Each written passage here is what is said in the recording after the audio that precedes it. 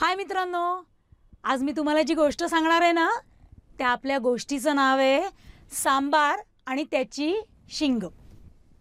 सुरू करूया. चला.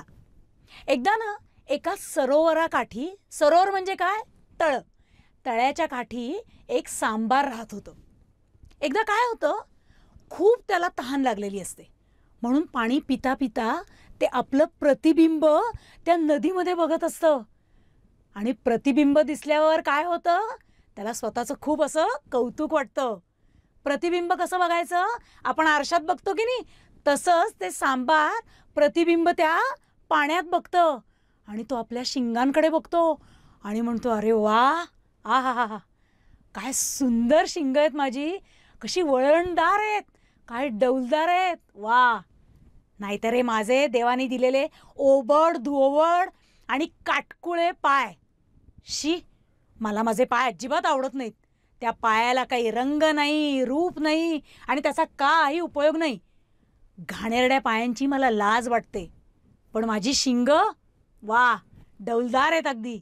त्यामुळे मी कसा रूपवान आणि एकदम असा छान दिसतो.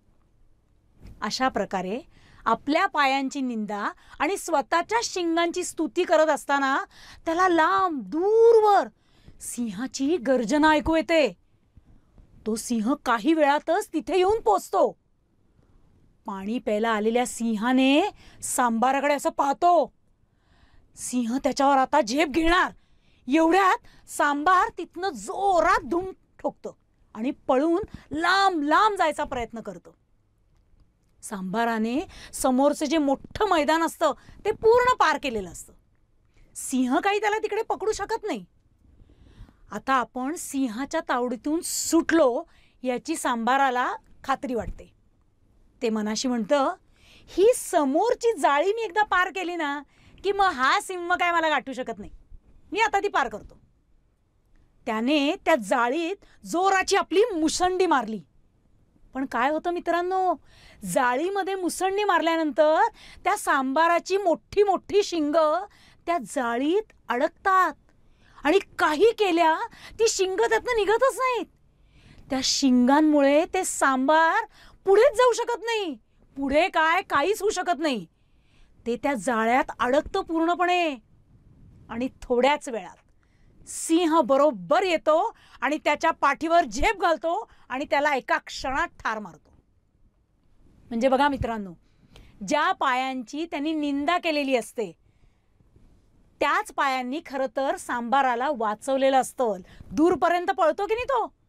आणि ज्या शिंगांची त्यांनी एवढी स्तुती केलेली असते, शेवटी काय होतं, त्याच शिंगांमुळे त्याचा घात होतो. सांबाराला आपला जीव गमवावा लागतो. मग तात्पर्य काय आहे मित्रांनो, सांगा बरं. तात्पर्य असं आहे की देवानी दिलेली प्रत्येक गोष्ट आपल्याला महत्त्वाची आहे आणि उपयुक्त असते. कुठलंच फक्त सौंदर्य महत्त्वाचं नसतं की शिंग सुंदर आहेत म्हणून, असं नसतं, हो की नाही. पाय सुद्धा तितकेच महत्त्वाचे आहेत. आलं का लक्षात? आवडली का आपली गोष्ट? मग लाईक नक्की करा. हां, बाय.